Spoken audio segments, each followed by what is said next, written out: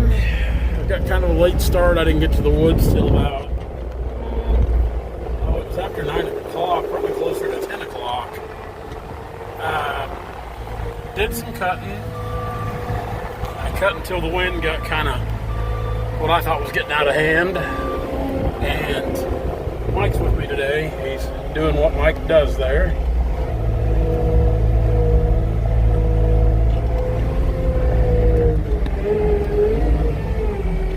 Oh, yep, see, we got the signal. We can go now. Anyway, Mike's with me today.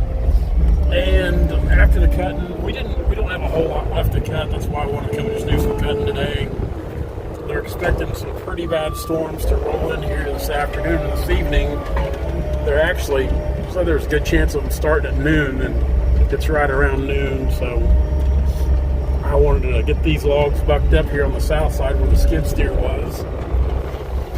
Got them worked up. We'll get them piled up, ready to load out, and then we're going to put the bucket on. We're going to smooth all this up right here where the deck area was to make it look nice and neat and clean. Get that old chunk picked up.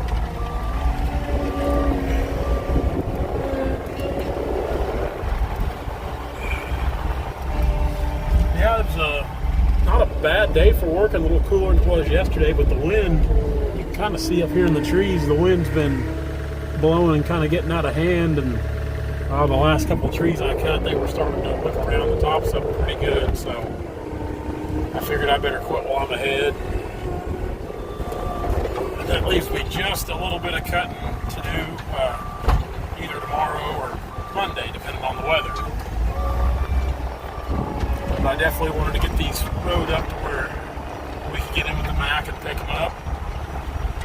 Even if it rains, we'll just back right in, load them up, and go.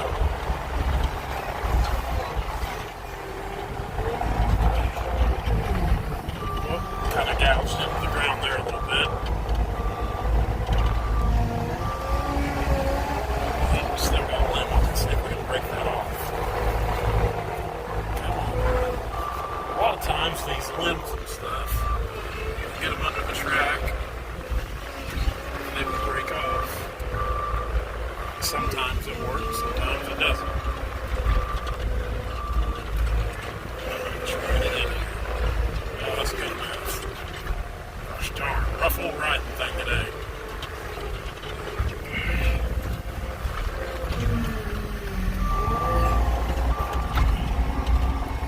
We'll finish getting these piled up, and we'll hook onto the bucket and start sweeping up.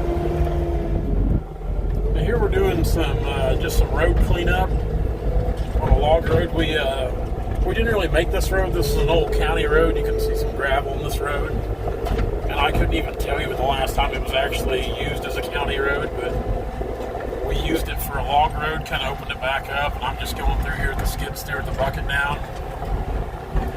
The road used to shoot straight there in front of us, but we kind of made our road through here, and you can see we kind of put a few water bars in place over here.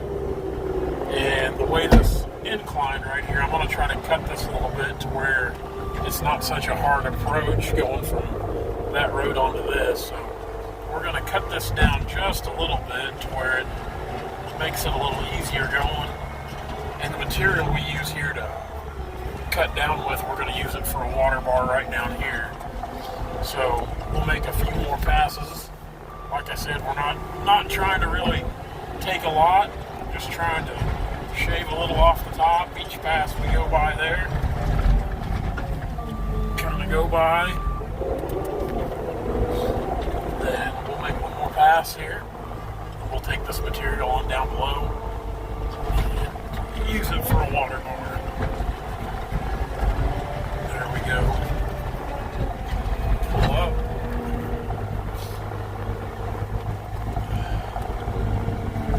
Put this water bar in place right here. Now I make different water bars different ways. Sometimes I use a skidder.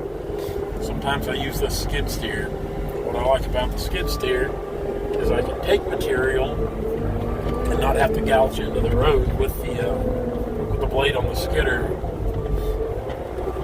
Then I can take the bucket and I can pack that down really good and make a almost kind of like a little speed bump. Cut a little more material off here. That's not really what we want. Put a little cedar tree in there if we can try to flip it up there. Try not to lose too much material.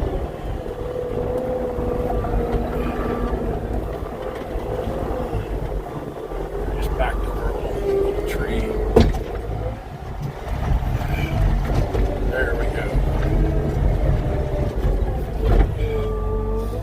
Some good material there. Go down here and see if we can finish this one up.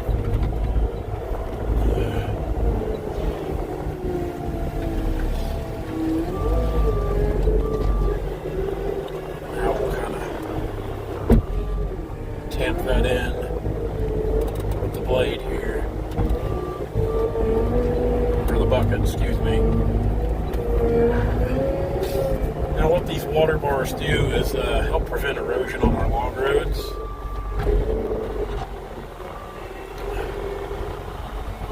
And we don't put these in place everywhere. A lot of times we just put them in place where something's likely to erode. We'll put them in. And it just kind of slows the water down from these steeper inclines here. That way it doesn't get to rolling too hard and start cutting stuff out. So we're about out of fuel. We'll get this cleaned up here. We're going to head back to the deck and fuel up. Now this log road we used here along the fence, there's kind of an existing road here, just a path around the property. And cut those ruts down a little bit. We'll just smooth this out really good. Now's a good time to do it because it's dry. We can go through here with the bucket, just the cutting edge and the teeth on the bucket. We'll cut a lot of that material off at the same time and let it roll back into the low spots. Then we'll run right over the tracks and pack it in.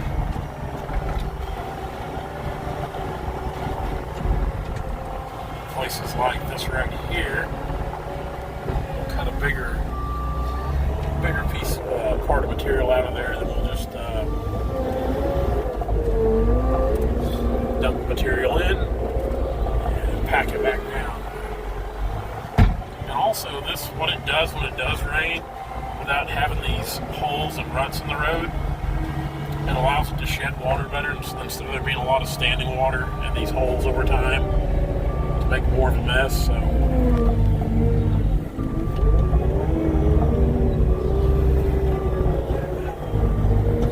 it's a good way to keep your existing log roads here for your clients for years of extra use as long as they keep them up. Or in a lot of instances, when we come back to jobs, we use the same roads as we did prior. There's some jobs we've logged on 3 and 4 times and used the same set of log roads every time, and they're just as good now as they were the day we first made them.